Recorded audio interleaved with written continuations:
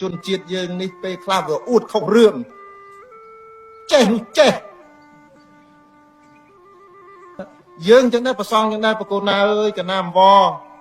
ពេលខ្លះទៀតឆ្នាំណានោះមានបញ្ហារឿងចម្រៀងរឿងអីនឹងឃើញលោកទៅខមមិនទៅបញ្យល់ឲ្យអត់ចេះទេព្រះអង្គហើយទុកឲ្យលោកសិល្បៈលោកដោះស្រាយយើងស្ដាប់លោកហើយញាតិញោមចឹងដែរទានតេតងសាសនាសួរព្រះអង្គសិនយើងមានអ្នកប្រាជ្ញតើយើងមានអ្នកចេះដឹងតើអញ្ចឹងដើម្បីឲ្យសង្គមយើងល្អទាំងអស់គ្នា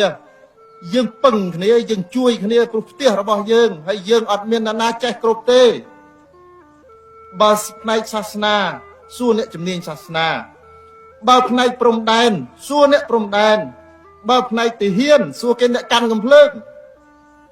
កុំយួររឿងកំភ្លើងទៅសួរលោកនោះលោកមិនទៅចេះឲ្យលោកចឹងដែរ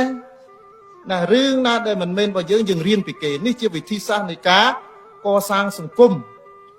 កុំឲ្យតែបើកភ្នែកឡើងឃើញនេះតែគ្នា